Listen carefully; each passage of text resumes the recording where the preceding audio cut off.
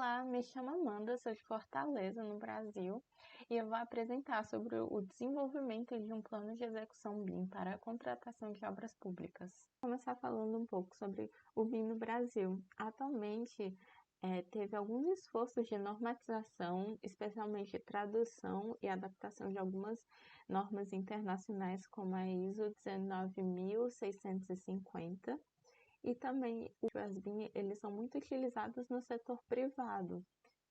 Agora, falando do BIM no Ceará, o estado onde essa pesquisa foi realizada, a instituição que é responsável por todas as obras e projetos públicos. Ela atualmente tem uma demanda altíssima de projetos.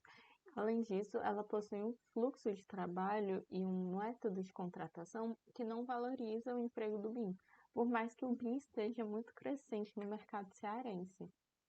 Foi apontado por diversos autores da literatura alguns problemas contratuais relacionados ao BIM. Aqui destacamos 5. Primeiro, responsabilidade da informação. Devido ao fluxo de trabalho e os diversos profissionais que trabalham juntos em um projeto em BIM, pode haver conflitos e percas de informação, direitos à propriedade intelectual. Pelos softwares BIM serem muito colaborativos e todas as pessoas que estão trabalhando em um projeto conseguirem ter acesso a todas as informações nele, pode vir a acontecer plágio, padrões de projeto. Fala sobre o nível de detalhamento que um projeto tem que ter para atender às expectativas. O BIM produziu um novo padrão de projeto que diminui os erros e gradualmente aumenta as expectativas do cliente. Confiabilidade dos dados. Fala sobre os erros de projeto, erros que podem vir por parte do projetista e às vezes por parte do software, quando o projetista não sabe usar aquele software BIM adequadamente. Status do modelo. Os projetos eles estão constantemente mudando.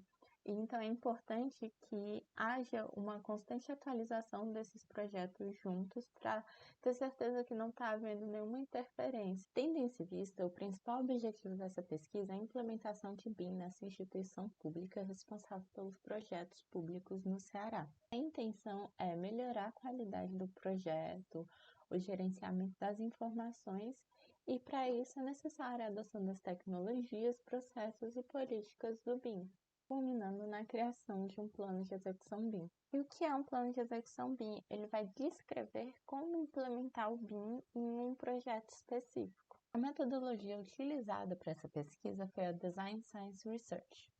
Ela constitui de 3 etapas: diagnóstico, proposição e avaliação.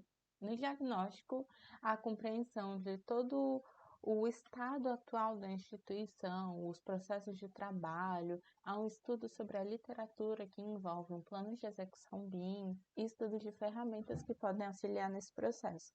Na proposição, a composição do plano de execução BIM, a criação de um novo fluxo de trabalho e já utilizando as ferramentas que foram pesquisadas na etapa anterior. E na avaliação, a gente discute com a instituição os resultados. Como foi dito, na etapa do diagnóstico foi feito um estudo sobre o fluxo de trabalho atual.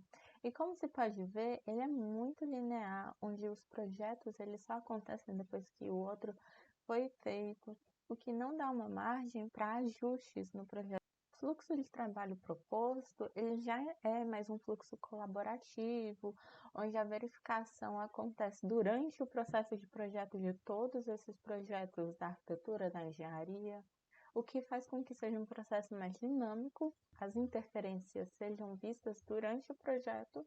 Para criar um plano de execução BIM, foi estudado muito a norma 19.650, uma norma que fala exatamente sobre o gerenciamento de informações. Foi usada essa norma como base para a criação desse plano. Além disso, foi escolhida a plataforma Plannery para o desenvolvimento do plano.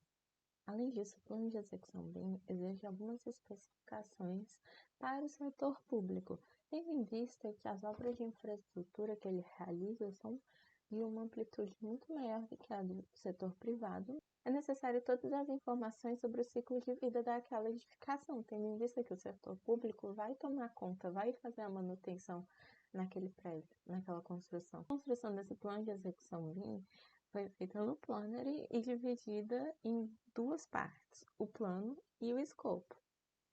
Mas dentro do plano há 5 subcategorias. A primeira são as informações sobre o projeto, e elas têm uma finalidade de descrever quais são os usos do BIM naquele projeto, quais são as informações básicas necessárias para começar um projeto. Já a segunda categoria, usos do BIM, fala dos papéis e responsabilidades de cada time, cada parte do projeto, o time de arquitetura, o time da engenharia civil. Na terceira são os processos, aos marcos, os níveis de detalhamento de cada marco, o que é que deve ser entregue em cada ponto, quando, onde é que as reuniões vão acontecer, quando, qual formato esses arquivos devem ser entregues. Já a quarta é a padronização e vai explicar todos os padrões existentes naquele projeto. Por exemplo, a nomenclatura do arquivo, onde é que o arquivo deve ser localizado dentro do software. E por último, as tecnologias, que vai explicar quais são os softwares BIMs que podem ser usados para que tipo de projeto e quais são as versões compatíveis entre eles. A segunda categoria do plano de execução BIM, o escopo, contém todos os objetos que devem estar no projeto. Além disso, ele determina quem é o responsável, por exemplo, dá para ver aqui ARC, que é o time de arquitetura, EST, que é o time de estrutura. Além disso, ele fala o LOD, que é o nível de desenvolvimento que o objeto tem que ter no 3D. Existem 5 tipos: simbólico, genérico, proposto, elementos fabricados e as-built. E por meio do plano de execução BIM foi possível resolver os principais problemas contratuais apontados anteriormente. Como? Por meio de uma definição das tarefas e obrigações de cada parte, da utilização de um software para visualização 3D nos projetos. Nesse caso, foi utilizado o BIM Collab, definição de um nível de desenvolvimento, até garantindo a qualidade daquela informação.